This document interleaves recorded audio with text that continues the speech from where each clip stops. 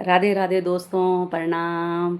आज मैं एक छोटी सी प्रस्तुति ला रखी हूँ उत्तराखंड के पलायन पर। जैसे कि सभी जानते हैं कि हमारे उत्तराखंडी भाई बहन अपने नौकरी के सिलसिले में बहुत सारे जो हमारे भाई बहन हैं वो उत्तराखंड से दूर दराज जैसे मुंबई, बेंगलोर, दिल्ली, चंडीगढ़, केरला इत्यादि शहरों में जाकर बसे हुए हैं। और उनका मन भी करता है कि अपने पहाड़ में जाएं और चैन से थोड़ा सा सुकून की जो है 2-4 पल बिताएं। तो बस आते हैं उत्तराखंडी लोग अपने गांव में। पर उनके लिए ये एक छोटी सी प्रस्तुति है। पहाड़ों की परिभाषा उदाहरण दे रही हूँ मैं। पहाड़ों की परिभाषा उदाहरण दे रही हूँ मैं। चले आओ पहाड़ों पर निमंत्रण दे रही हूँ मैं।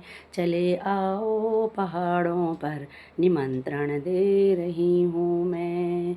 जहाँ गंगा की कल कल कान में मिसरी सदा घोले। जहाँ गंगा की कल कल कान में मिसरी सदा घोले।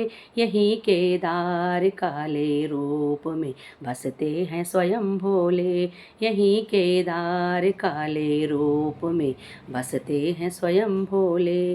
के हिम शिखरों की तलहटियों पे चादर है बुग्यालों की। के हिम शिखरों के तलहटियों पे चादर है बुग्यालों की। सुनहरे देश हैं जैसे कि दुनिया है ख्यालों की। सुनहरे देश हैं जैसे कि दुनिया है ख्यालों की।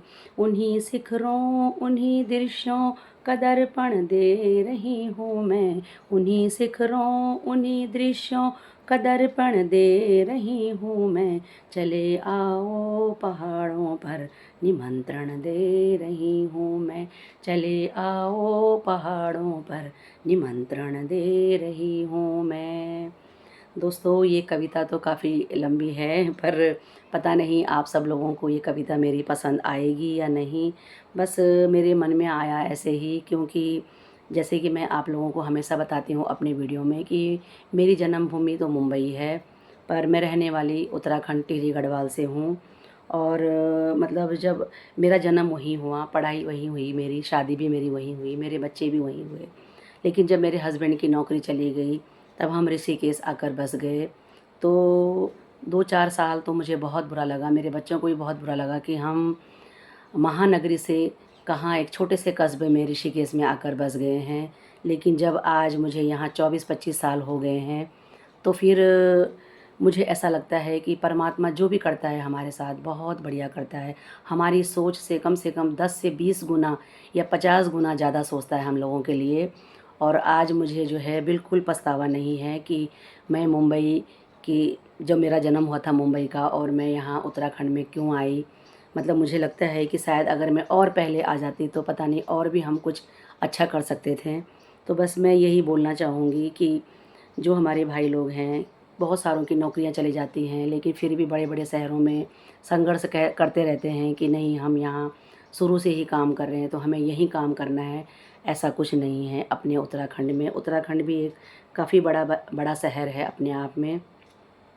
वैसे तो कोरोना काल में भी सभी को पता चल गया था कि जब कहीं कुछ नहीं मिला तो लोगों ने अपने अपने गांव की तरफ रुख करना शुरू करा। और अपने गांव में, अपने घरों में, अपने खेतों में जो कुछ उन्होंने अपनी मेहनत से उगाया उसका फल तो अच्छा ही मिला। दोस्तों, बस ये मैंने एक छोटा सा, मुझे ऐसा लगा कि हाँ, मैं ज़रा सा एक पलायन पर एक छोटा सा कविता या गीत बोल दूँ, तो बस मैंने सुना दिया। आप लोगों को कैसा लगा आप लोग कमेंट करके ज़रूर बताना। मैं अभी नई नई ब्लॉगर हूँ, मुझे इतना अच्छा बोलना भी नहीं आता। और बस जैसा मतलब एकदम साफ़ सुथरा जो मुझे अच्छा लगता है मैं वो आप लोगों के साथ शेयर करती हूँ। आप लोग कमेंट करके बताना कि आप लोगों को मेरा ये छोटी सी मेरी जो कविता है, जो छोटी सी मेरी प्रस्तुति है उत्तराखंड के पलायन पर कैसी लगी। ज़रूर आप लोग जो है कमेंट करके बताना। बस आपके कमेंट का इंतज़ार रहेगा। राधे राधे दोस्तों, प्रणाम।